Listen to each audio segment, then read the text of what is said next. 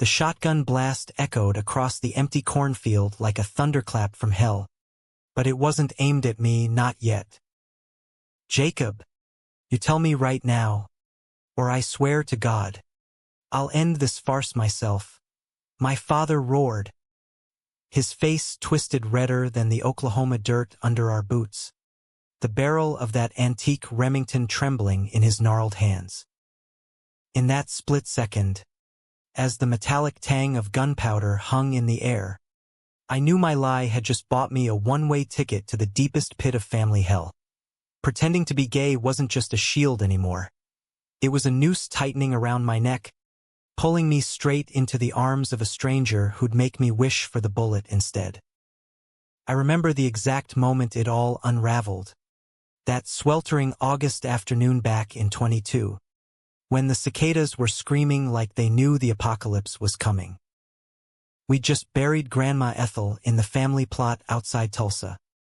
Her casket lowered into the red clay like it was swallowing her whole, and the whole Harlan clan, uncles, aunts, cousins thicker than the humidity, had gathered at the old farmhouse for the wake. Dad, Elias Harlan, the unyielding patriarch who'd built his oil-rigging empire on sheer bull-headed grit, pulled me aside behind the barn, away from the casseroles and condolences. His eyes, those steel-gray orbs that had stared down roughnecks and boardroom sharks alike, bored into me like I was the Judas in the family Bible.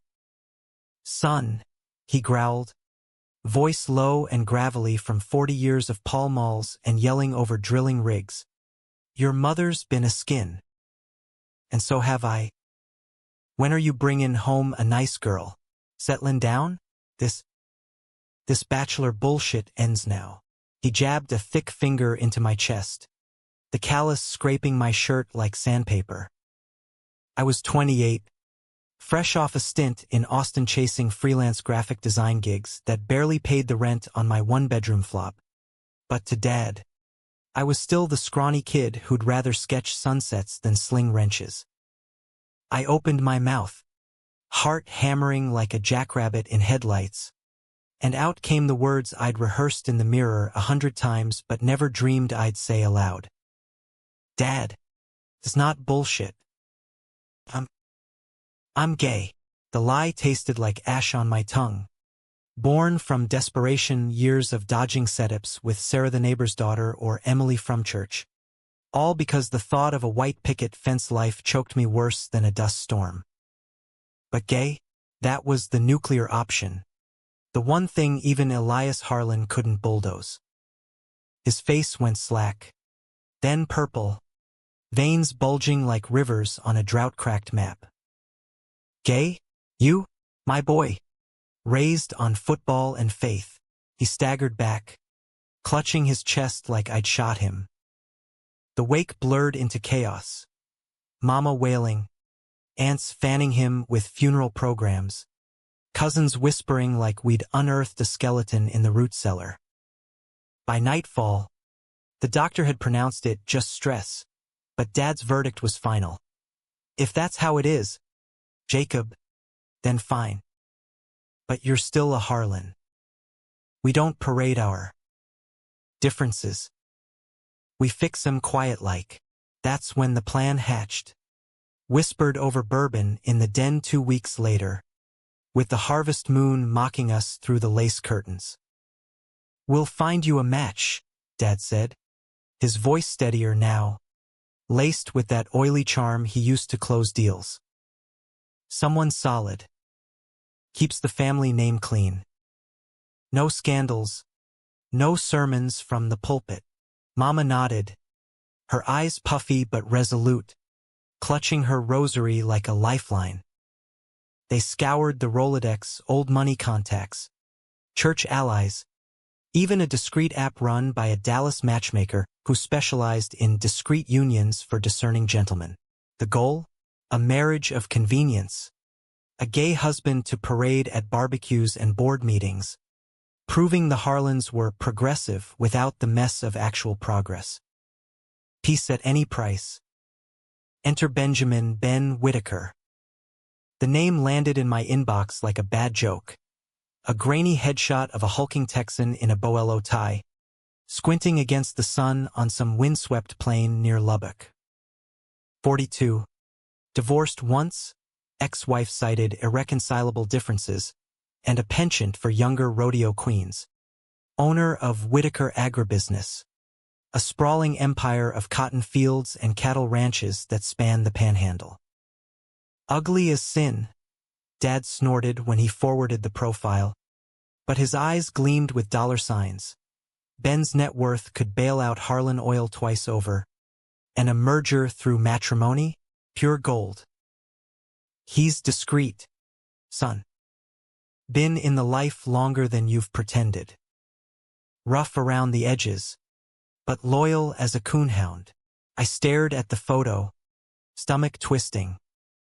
Ben looked like he'd been carved from mesquite and regret. Broad as a barn door, with a jaw like an anvil and eyes hidden under bushy brows that screamed, "Don't fuck with me." Scars crisscrossed his knuckles, souvenirs from bar fights or branding irons, and his smile, non-existent, just a grim line that said he'd seen too many droughts and betrayals. Ugly? Hell, he was a walking dust devil, the kind that sucked you in and spat you out stripped bare. But Dad was adamant. Sign the papers, Jacob. It's for peace. For us. The engagement party was a farce.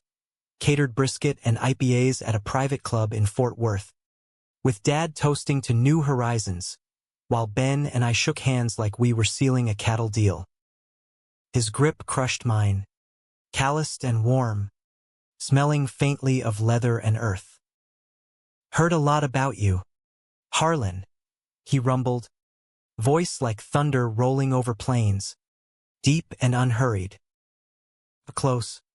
He wasn't just ugly, he was magnetic in that raw, unpolished way.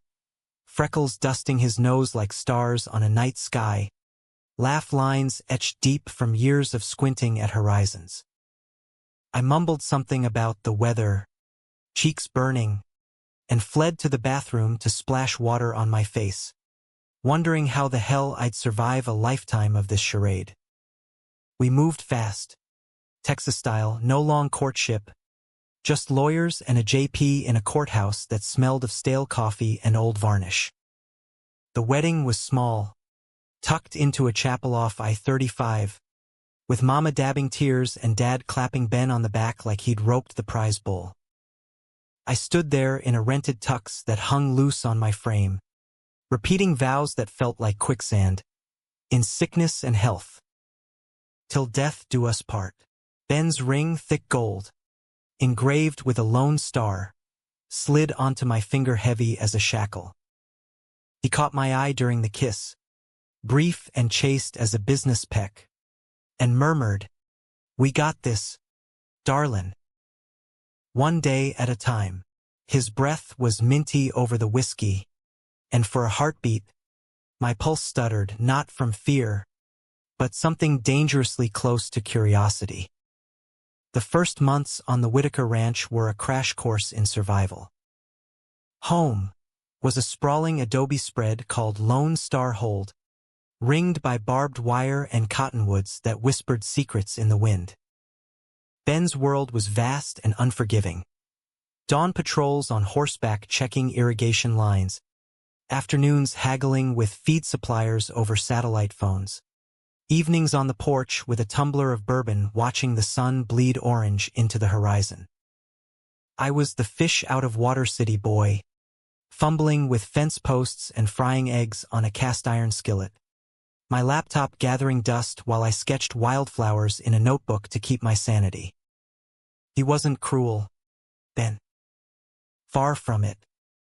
Mornings, he'd leave coffee on the nightstand black, 2 sugars, just how I'd confessed over our awkward honeymoon drive from Fort Worth. Evenings, he'd grunt through my stories of Austin dive bars and indie bands, his massive frame squeezed into the Adirondack chair beside mine, boots propped on the rail. "Sounds like chaos," he'd say, but there was a spark in those hazel eyes, a hunger for the life he'd never chased. Ugly, the word faded fast. His hands, those scarred paws, moved with a gentleness when he fixed the leaky faucet or brushed dirt from my jeans after a tumble in the barn.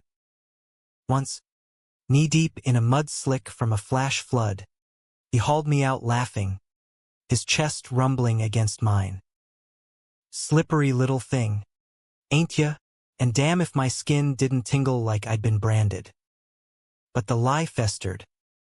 Nights, I'd lie awake in our king bed, him snoring softly on his side, me staring at the ceiling fan whirring like my thoughts. Pretending to be gay meant no slip-ups, no wandering eyes at the county fair, but it also meant burying the truth deeper. I wasn't gay, not really. Maybe, fluid as the Rio Grande, but the charade had me questioning everything. And Ben? He played his part flawlessly, holding my hand at the feed store, kissing my temple for the ranch hand's sake. But I caught the shadows in his gaze, the way he'd linger on old photos of his ex, a lithe bronc rider with a smile like summer. Then came the betrayal, sharp as a spur rowel. It started with a letter, slipped under the door one crisp October dawn while Ben was out mending a windmill. Plain envelope, no stamp, scrawled in my sister's looping hand, Jake, Dad's play. The marriage, it's a setup. Ben knows everything. Call me. My blood turned to ice. Set up? I tore it open, heart slamming. Dad had orchestrated it all, paying Ben under the table to straighten me out, to make me crack under the pressure of a real man's world until I came to my senses and dumped the gay act for a proper bride. Peace? It was a goddamn extortion racket, Harlan style. I confronted Ben that night, storm raging outside like my insides, lightning cracking the sky. He stood in the kitchen, flour-dusted from rolling biscuits, looking every bit the bewildered giant. Is it true? I hurled the letter at him, voice breaking. You knew? The whole time, his face crumpled, that anvil jaw softening to something raw, vulnerable. Jacob. Yeah. Elias laid it out clear. Play the husband, wear you down gentle-like. But darlin', God help me, I fell for the act. For you, he stepped closer, hands raised like I was a spooked colt. Ain't no payout worth this ache. I love you, pretense or not. The words hung there, thunderous, pulling the ground from under me. Love? From this rough-hewn Texan I'd pegged for a mercenary? I shoved him, tears hot on my cheeks. But he didn't budge, just wrapped those arms around me, solid as the earth, murmuring apologies into my hair until the fight drained out. We sank to the floor amid the storm, his heartbeat syncing with mine, and for the first time, the kiss wasn't for show. It was fire and forgiveness, tongues tasting salt and truth, hands roaming like we'd been starving. Betrayal? Yeah, it gutted me. But in Ben's embrace, rough and real, I glimpsed something deeper, redemption, maybe, or the messy miracle of two broken souls stitching themselves whole. The fallout hit like a nor'wester, whipping through Lone Star Hold and leaving everything in tatters. I packed a bag that night, jeans, sketch pad, the silver cuff Ben had given me on our anniversary, engraved with a tiny longhorn, but I couldn't leave. Not yet. Dawn broke gray and sodden, the ranch hands milling like ghosts in the mist, casting sidelong glances as Ben and I emerged from the house, his arm slung possessively around my shoulders. Mornin', boss, drawled Tomas, the foreman, tipping his hat with a wink that said he knew more than he let on. Ben just grunted, steering me toward the barn where the horses stamped impatiently. "We talk this out proper," he said, saddling up Bess, his bay mare, and tossing me the reins to Old Smoky. No arguments, no pleas, just that quiet command that brooked no bullshit. We rode out in silence, the trail winding through scrub oak and wild indigo, the air thick with petrichor and unspoken regrets. My mind raced. Dad's betrayal burned hottest, a father's love twisted into manipulation, all for the illusion of a perfect legacy. But Ben, his complicity stung deeper, a knife in the gut from the man who'd started feeling like home.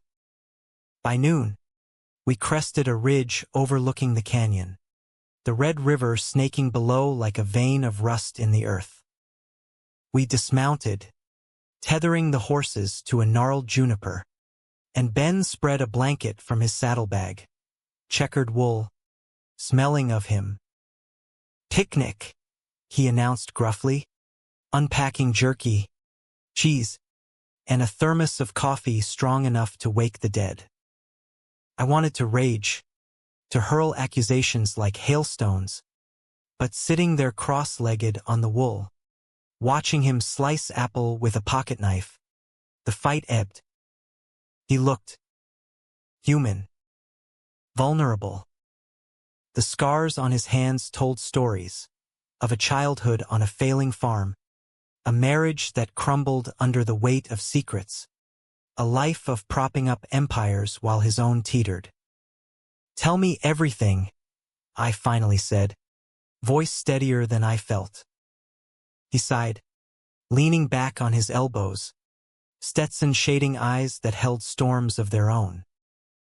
"Elias called me 6 months back. Said you were lost. Needed anchorin'. Offered a cool $1 million to make it look real. Weddin'. The works. Figured it was easy money. I'd been alone since Travis left 5 years ago. Travis, the ex, the bronc rider, whose ghost haunted Ben's bedside table in faded Polaroids. But then you showed up, all sharp edges and city fire, sketchin' the sunset like it owed you something. Made me remember what it felt like to want more than the land." His confession poured out like rain-swollen creek. How he'd wired the money back to Dad weeks ago, and signed, "After our first real kiss under the cottonwoods." How he'd wrestled with telling me, terrified it'd shatter the fragile thing we'd built. "I ain't proud, Jacob. But lovin' you, that's the truest thing I've ever done." He reached for my hand, thumb tracing the ring, and I let him. God help me, I let him, because in that canyon echo, with hawks wheeling overhead, the betrayal transmuted. Not forgiven, not yet, but alchemized into something fiercer, trust, hard-won and glittering. We made love there on the ridge, urgent and unscripted, the blanket twisting beneath us as wind tugged at our clothes. Ben's body was a landscape of contradictions, hard muscle over soft give, calluses grazing my skin like whispers, his mouth devouring mine with a hunger that bordered on reverence. "You're beautiful," he growled against my throat, voice wrecked, and I believed him, arching into the truth of it, our rhythms sinking like thunder and rain. Afterward, tangled and sweat-slick, we watched clouds scud across the sky, his head on my chest, my fingers carding through his sun-bleached curls. "What now?" I murmured, tracing the freckles on his shoulder. "Fight," he said simply, propping up on an elbow to meet my gaze. "For us. Call your sister. Get the dirt on Elias. Then we face him. Together." It was a plan, rough-hewn as Ben himself, but it ignited something in me, a spark of agency after years of playing the dutiful son. We rode back as the sun dipped, shadows lengthening like promises, and for the first time, the ranch felt less like a prison and more like a battlefield worth claiming. Lila's call that evening confirmed the rot at the Harlan core. My sister, the family archivist with a spine of steel hidden under her pageant queen smile, spilled it all from her apartment in Dallas. Dad's counseling fund for wayward sons, payoffs to pastors to quash rumors, even a dossier on me, childhood drawings twisted into signs of deviance. He's scared. Jake, she said, voice cracking over the line. Of losing the empire to scandal, but it's killing him. And you? Ben listened from the kitchen, chopping onions for chili, his nod steady as I paced. By midnight, the decision crystallized. We'd go to Tulsa, confront Dad head-on. No lawyers, no bluster, just truth, raw and American as apple pie gone sour. The drive north was a tense 8 hours. Highway 35 unspooling like a vein through the heartland. Radio cycling Merle Haggard ballads that twisted the knife. Ben drove, one hand on the wheel, the other laced with mine, his thumb stroking absently. We talked, really talked, for the first time without the veil of pretense. He shared fragments of his youth. A daddy who drank himself to dust bowls, a mama who prayed for rain and miracles. The day he realized he loved men, kissing a ranch hand under a harvest moon, only to bury it deep when the church elders came calling.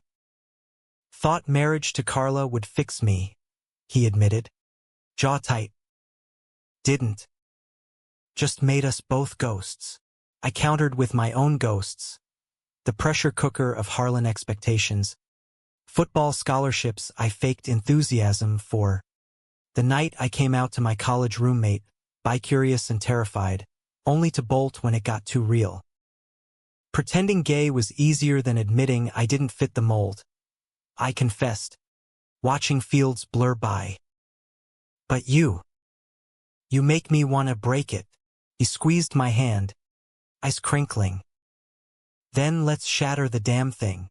Tulsa greeted us with autumn bite, leaves skittering like warnings across the driveway of the old Victorian on Peoria Avenue. Dad was in the study, hunched over ledgers, the room reeking of cigar ash and regret.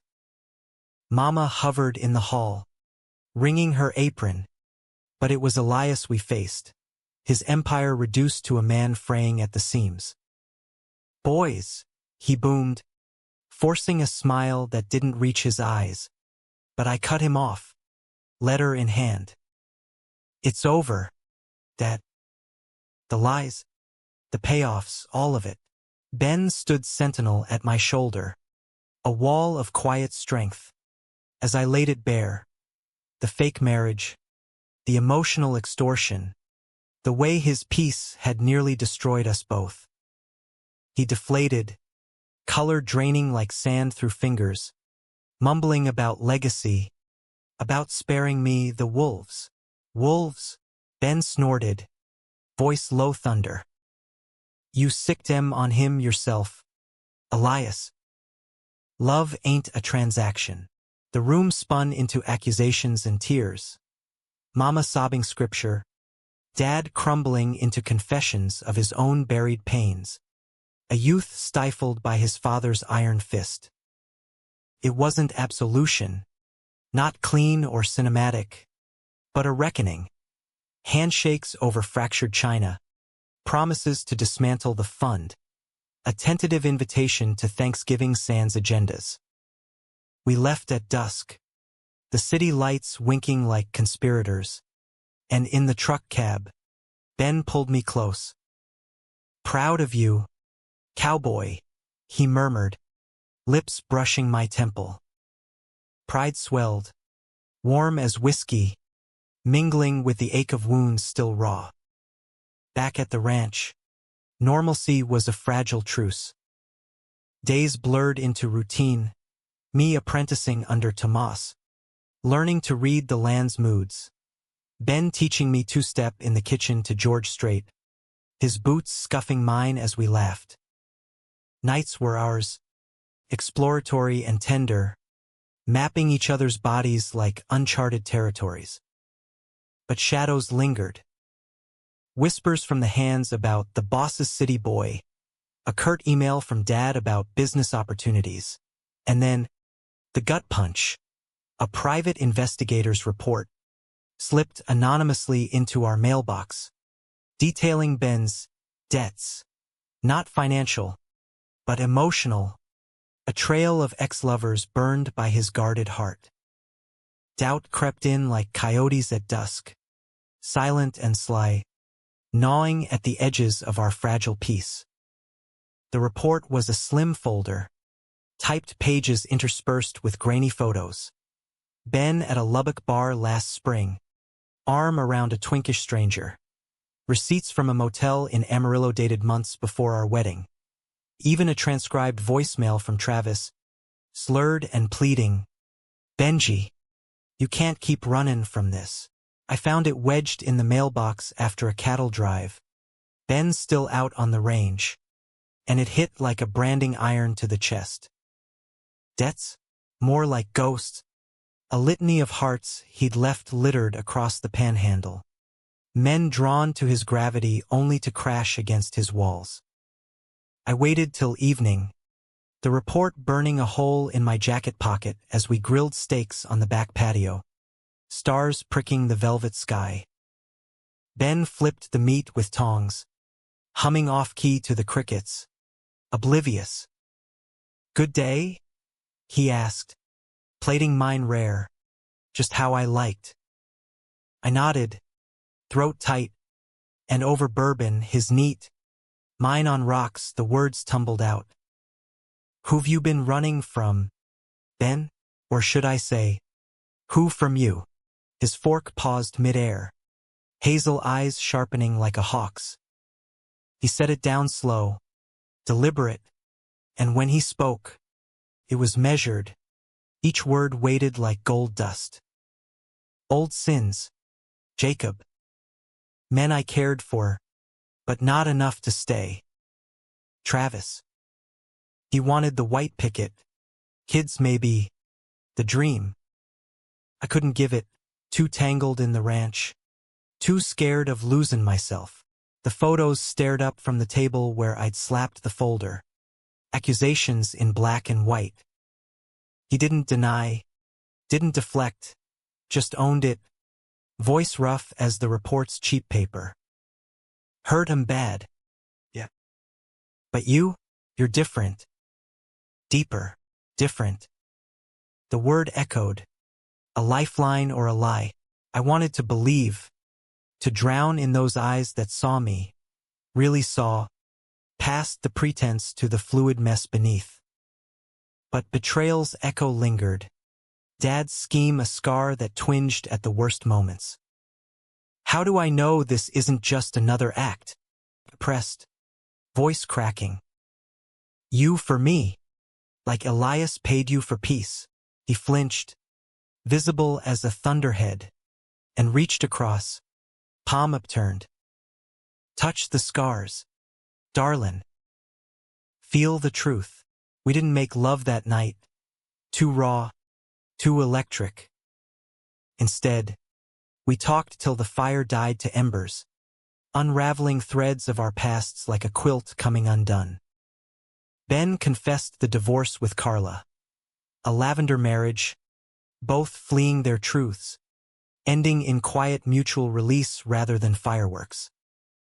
I admitted the Austin flings, women and men blurring in a haze of self-discovery, none sticking because none challenged the Harlan script. By dawn, exhaustion claimed us, curled on the couch under a throw, his heartbeat a steady drum against my ear.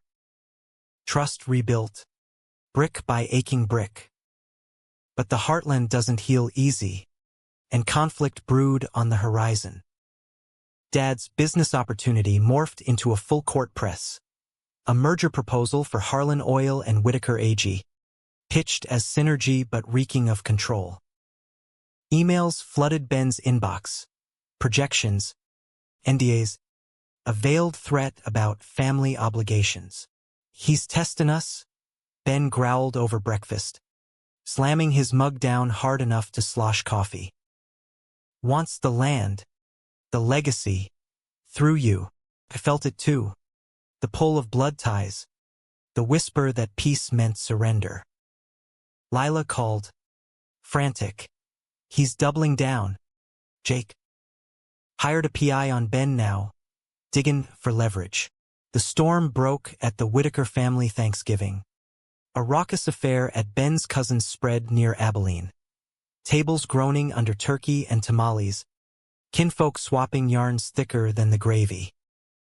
Dad and Mama arrived uninvited, rolling up in the Cadillac like conquering royals, bearing pies and ultimatums.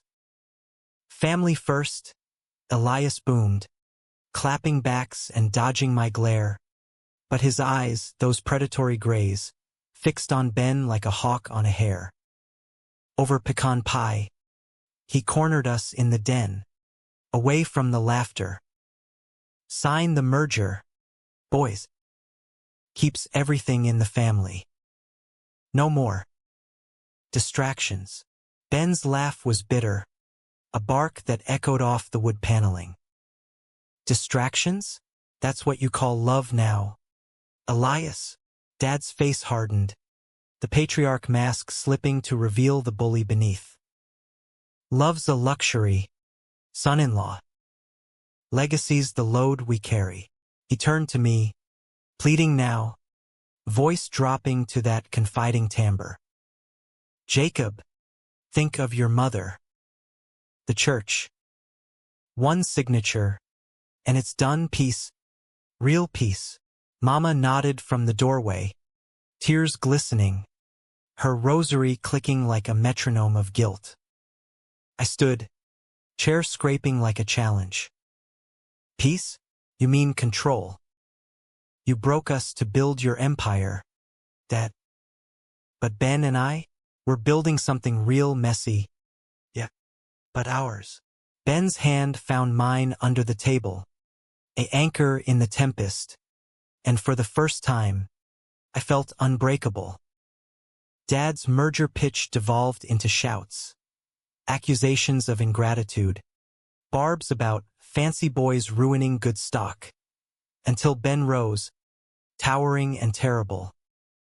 "Get out, Elias, before I forget your kin." The room fell silent as they stormed out, tires squealing into the night, leaving a wake of shattered china and stunned relatives. Aftermath was a hangover of emotions, kinfolk murmuring support over cleanup. "Ben's tougher than he looks. That one," Aunt Rita confided, pressing a Tupperware of leftovers into my hands. Back at the ranch, euphoria crashed into fear. Dad's reach was long, his vengeance biblical. Sure enough, whispers of sabotage rippled through the AG co-op, delayed shipments, inflated feed prices, rumors of Whitaker instability poisoning deals. Ben weathered it stoic, rising before dawn to renegotiate contracts, but I saw the toll, gray threading his temples, sleep evading him like a skittish foal. Climax brewed in December, a freak ice storm blanketing the panhandle in crystalline fury.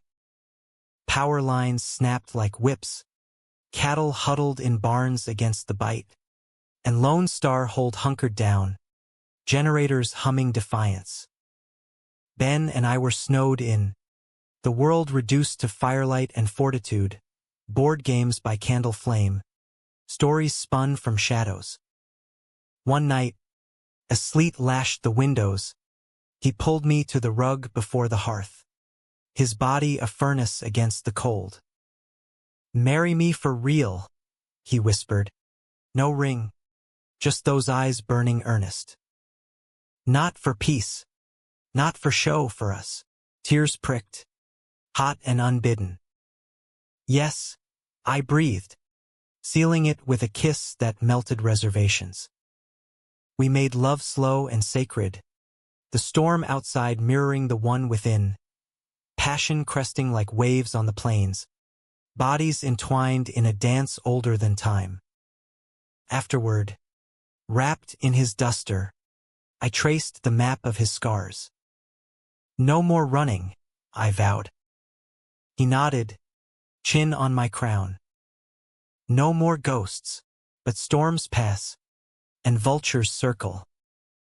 Dad's final gambit arrived via courier the day the thaw hit. A legal notice, suing for annulment on grounds of fraudulent inducement, backed by affidavits from the matchmaker and PI Dirt. "He's comin' for everything," Ben said, crumpling the paper, face ashen. The betrayal peaked, a crescendo of greed and grief, forcing us into court in Dallas. Me in a suit that itched like lies, Ben in his Sunday BOLO, both of us gripping hands under the table like lifelines. The courtroom smelled of polished oak and desperation, fluorescent lights buzzing like angry hornets overhead. Dallas County Family Court, Room 7B, was a far cry from the silver screen dramas. No sweeping verdicts or tearful embraces, just the grind of bureaucracy and the metallic tang of fear. Dad sat across the aisle, ramrod straight in his pinstripe suit, Mama absent but her absence a presence, heavy as the gavel. His lawyer, a slick weasel from some high-rise firm, painted us as dupes in a con. "Mr. Harlan was coerced into this sham union, Your Honor, by a web of deceit spun for financial gain." Exhibits flashed, bank wires from Ben to Dad, the returned payout, twisted into bribe. Emails I'd sent Lila in panic, framed as admissions of fraud. Even a blurry photo of our canyon picnic, captioned "Staged Affection." Ben's grip on my knee under the scarred table was vice-tight, knuckles white as bone. We couldn't afford fancy counsel. Our pot scraped together from ranch scraps and my freelance dribbles. So it was pro bono from a queer legal aid outfit, a firebrand named Sophia with tattoos peeking from her cuffs and a stare that could curdle milk. She shredded their narrative like confetti. "This isn't fraud, Judge. It's family, the messy, humankind. My clients built a life from ashes of manipulation. Annulment? That's not justice. That's erasure." She called me to the stand first, her questions gentle probes that coaxed out the raw ore of our story, the shotgun bluff, the forced pretense, the slow bloom of real love amid the thorns. Under cross, Dad's shark lunged. "Mr. Harlan, you admit fabricating your orientation to evade familial duty." The word hung, laced with disdain, and the gallery, mostly clerks and the odd curiosity seeker, leaned in. I swallowed, meeting his gaze. "Duty? Yeah." I played along to survive. But Ben, he woke me up to what duty really means, to myself, to love. Murmurs rippled, and for a heartbeat, I glimpsed Dad's mask crack, pain flickering before the steel slammed down. Ben's testimony was the thunderclap. Towering in the witness box, he didn't orate, just spoke plain, Texan truth. The payout he'd rejected, the merger he'd spurned, the way my laugh had cracked his armored heart. "Elias offered a deal," he said, voice steady as bedrock. "But Jacob? He gave me a home." The judge, a silver-haired woman with laugh lines like Arroyo's, adjusted her glasses, scribbling notes. Dad took the stand last, crumbling under Sophia's scalpel, admissions of pressure tactics, the fund exposed as emotional blackmail. "I thought I was saving him," he rasped, voice breaking for the first time, eyes locking on mine, pleading, broken. From himself, recess dragged eternal, coffee bitter as regret in the hall. Ben paced, Muttering prayers to saints he'd forsaken, I texted Lila updates, her thumbs-up emojis a lifeline. When we reconvened, the judge's verdict was measured mercy. Annulment denied, marriage upheld as consensual and bona fide. Love, in all its forms, is not a contract to be voided on whims, she intoned, banging the gavel like a benediction.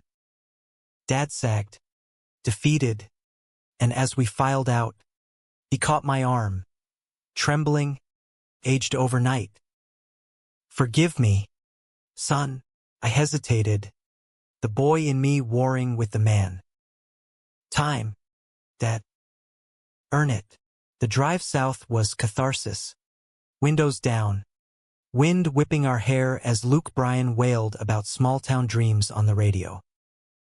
We did it, I whooped, punching Ben's shoulder, and he grinned, full, unguarded, transforming that ugly face into something luminous. Damn right, darlin', we detoured to a roadside diner in Waco, devouring burgers under neon buzz, toasting with root beer floats to us. But victory's afterglow faded into introspection. The trial had excavated us, bearing vulnerabilities we'd patched over. Ben confessed doubts over pie, fears I'd tire of ranch drudgery, bolt back to Austin's glitter. I countered with my own, the fluid pull of my desires, wondering if labels mattered or if love was the only true north. Winter deepened, the panhandle cloaked in frost that glittered like diamond dust. Holidays loomed, a minefield of traditions. Lila orchestrated neutral ground, a cabin rental in the Wichita Mountains, far from Tulsa mansions or Lubbock spreads. Dad and Mama arrived tentative, bearing no ultimatums, just Mama's pecan logs and Dad's halting attempts at small talk. Heard the ranch turned a profit. He ventured over venison stew, and Ben nodded, thawing inch by inch. Cotton's up. Jacob's designs on the labels, folks love him. My sketches, transformed into branding for Whitaker heirlooms, bridged the chasm art meeting empire, Harlan creativity seeding Whitaker soil. Your log crackled, stories flowed. Dad recounting boyhood pranks on oil derricks, Ben sharing rodeo scars, Mama reciting Luke's genealogy like a bomb. No grand apologies, but gestures, a shared glance over eggnog, Dad's hand on my shoulder lingering. Proud of you, boy, he murmured by the fire, voice gruff. Always was. Tears stung. Forgiveness isn't fireworks, but embers, warm and enduring. We left with hugs, not handshakes, the cabin's glow fading in the rearview like a chapter closed. Spring unfurled verdant, cotton bowls swelling like promises. Ben and I dove into expansion, me helming a co-op for queer farmers, graphic work funding scholarships for rural LGBTQ youth. Him modernizing irrigation with solar tech, stubborn pride yielding to partnership. Romance deepened, layered now with history's patina. Lazy Sundays sketching him napping in the hammock, his snores harmonizing with meadowlarks. Stolen weekends in Austin, me showing him dive bars where two-step gave way to queer anthems. His bulk drawing stares he met with a shrug and a kiss. Your world, he'd say, but he'd claim it, twirling me under disco lights till we collapsed giggling. Yet conflict simmered, humanistic and unrelenting. Ben's ghosts resurfaced in July. A letter from Travis postmarked Montana. Heard you're hitched. Happy for ya, Benji. Just closure. Ben crumpled it, but I saw the flinch, the old wound reopening. He wants coffee, he admitted over porch rockers, lightning bugs winking conspirators. Nothing more. Jealousy flared, irrational and hot, but I swallowed it, offering instead, go. Hear him out. I'm not fragile, he did, driving to a neutral diner in Sweetwater, returning hollow-eyed but lighter. Said goodbye proper, he reported, pulling me close. You're my now and always. My own Tempest brewed in August. A gallery show in Dallas, my first solo. Landscapes infused with our story. Canyons of longing, ranches of resolve. Dad showed, unannounced, buying the centerpiece. A stormy ridge evoking our picnic. Reminds me of us, he said gruffly, and the knot in my chest loosened another turn. But success stirred unrest. Offers from NYC firms, tempting with big city buzz. What if? I whispered to Ben one dawn, tangled in sheets. He stilled, breath-catching. What if you go? Chase it. Panic-clawed separation. The unraveling of our thread. No, I decided. Fierce. We chased together. Road trips. Remote work. Make it ours. Climax echoed in September. A harvest festival gone awry. Ben's cousin. Deep in his cups. Outed old rumors. Ben's always been the heartbreak king. Watch your back. To a gaggle of co-op newbies. Poison spreading like kudzu. Whispers turned to withdrawals. Deals soured overnight. Ben retreated, holing up in the office with ledgers, his ugly armor slamming shut. Told you I'm flawed, he snapped when I pressed, voice barbed wire. Hurt bloomed, betrayal's twin. Flawed? We're all. But shutting me out? That's the real break. The fight erupted under harvest moon. Fields glowing silver. Accusations flying like chaff. You think I can't handle your mess? I yelled, tears salting the dust. After court, after everything, he roared back. I won't drag you down. Jacob, ranch life's slow poison. You'll resent me. We parted storming, me to the guest room, him to the barn. Echoes of our love turned weapon. Dawn brought regret. Ben at the door with coffee and contrition. Scared shitless of losing you, he admitted, forehead to mine. But fightin' dirty? That's Elias talk. We reconciled raw. Bodies and words mending the rift. Emerging scarred but stronger. Autumn waned into winter's hush. The panhandle settling into a rhythm as steady as Ben's heartbeat against mine in the dead of night. The co-op stabilized. Rumors quelled by testimonials. Ranchers vouching for Ben's grit. My designs weaving narratives of resilience. Dad's involvement grew tentative. Quarterly check-ins over steak dinners in Amarillo. His questions shifting from ledgers to, how's the boy? Meaning Ben. Always Ben. Mama sent care packages. Quilts stitched with longhorns and rainbows. Recipes annotated with, for my sons. Humanistic threads. Mending the tapestry of family not with perfection, but persistence. Our love evolved. Romantic in its quiet profundity. Anniversaries marked not with fanfare but fidelity. A vow renewal under the canyon ridge. Just us and a JP who moonlighted as a fiddler. His bow serenading promises etched in stone. For richer, poorer, Ben rumbled. Ring new. Simple tungsten sliding home. In dust and in dreams, I kissed him fierce, tasting eternity on his lips, the wind carrying our laughter to the hawks. Sex deepened too, less urgent conquest and more sacred communion. Lazy mornings tracing freckles, evenings slow and exploratory, whispering vulnerabilities that bound us tighter than vows. Yet drama lingered, life's uninvited guest. In February, A wildfire scorched the eastern pastures, flames devouring acres like divine wrath. Ben mobilized like a general calling in favors, directing backburns.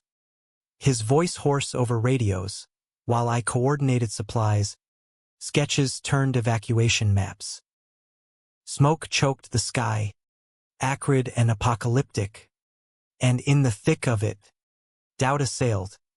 Was this the life? Endless battles against elements and echoes? But watching Ben, soot-streaked and unyielding, directing volunteers with that anvil jaw set, love surged, raw, romantic, the stuff of ballads. We collapsed that night in the bunkhouse, exhausted, his head on my lap as rain finally doused the blaze. "We make a hell of a team," he murmured, and I nodded, fingers in his hair. Unstoppable. Spring brought renewal, cotton bursting white as hope. Lila visited, her Dallas whirl a contrast to our pastoral pace. Brunch on the porch, gossip over mimosas, her eyeing Ben appraisingly. "Ugly? Please." "Man's a silver fox in flannel." We laughed, the sound freeing, and she confided her own crossroads, law school dreams clashing with family firm. "You're my compass, Jake," she said, hugging fierce. Ben grilled her favorite shrimp skewers with a Tex-Mex twist, and by departure, she dubbed him brother, the word sealing our circle. Climax's shadow fell in June, a health scare ripping the veil. Ben collapsed during branding, crumpling in the corral like a felled oak, face ashen, clutching his chest. Panic clawed. Heart attack? Stroke. As Tomas called the chopper, rotors thumping like war drums. Hospital in Lubbock was a blur. Beeps and bleach, doctors murmuring stress cardiomyopathy, the broken heart syndrome, irony's cruel jest. "Bottled it all up," the doc said, eyeing Ben's chart. "Pushes the ticker too hard." I sat vigil, holding his hand, those scarred paws now fragile, whispering litanies of love till he stirred, groggy but grinning. "Scared ya? Darlin'?" Terrified, I admitted, tears spilling. "Don't you dare leave me." He pulled me close, for tugging, voice a rasp. "Ain't going nowhere. But gotta learn to lean." Recovery was a dance, therapy sessions in group circles of grizzled vets. Ben grumbling but going. Me curbing my fixer instincts, letting him falter and rise. Romance bloomed in the mundane. Walks at dusk. His arm my cane. Shared journals. Pages filled with gratitudes. Jacob's smile. Ben's laugh. Dad drove down unprompted, sitting awkward bedside with takeout barbecue. "Take care of my boy," he told Ben, voice thick. "Both my boys." A nod. A truce deepened. By summer's end, Ben was mended, stronger, trading some reins to Tomas, carving space for us. We honeymooned proper, a road trip looping the Southwest, Santa Fe's adobe glow, Grand Canyon's vertigo, Vegas neon a fleeting flirt. In a Taos casita, under adobe Vegas, we made love with the abandon of survivors. Bodies a symphony of touch. His whispers, "I love you," a mantra against the void. Back home, the ranch thrived. Co-op expanded. My art show in Austin a sellout. Dad's merger forgotten for mentorship. His oil-savvy greasing Ben's green tech pivot. Betrayal's ghosts, banished, not erased. Occasional pangs, a letter from Travis. Polite distance. Dad's old habits surfacing in advice too pointed. But we met them head-on. Communication our shield. Humanistic core. No one's villain or victim, just souls stumbling toward light. Climax resolved not in blaze but bomb. The trials echo. The fire's scar. The heart's mending forging us unbreakable. Ending came soft. A September wedding for Lila in the ranch orchard. Pears heavy as blessings. Kin gathered under strung lights. Ben and I stood witnesses, his hand in mine, rings glinting like stars. Vows exchanged. She beamed. To messy, beautiful love. Dad danced with Mama, steps halting but heartfelt. Ben twirled me under the boughs, his ugly face alight with joy. Worth every storm, he murmured, dipping me low. Years blurred. Kids via surrogate. 2 boys with Ben's freckles and my artist's eye. The ranch a haven for runaways. Our home a testament to redemption. Dad passed gentle in his sleep. Legacy letters to each. Proud. Sons. Live free. We scattered ashes over Tulsa fields, toasting with bourbon. Ben aged like whiskey, lines deeper, but eyes brighter, and our love? Eternal, a flame tended through winds. In the end, pretending gay birth truth. Not peace forced, but peace found in arms rough and real. Under Texas skies vast as grace, Jacob Harlan Whitaker held his husband close, whispering, "Forever, darlin'," and the stars? They winked approval, eternal witnesses to a story American as heartache and hope.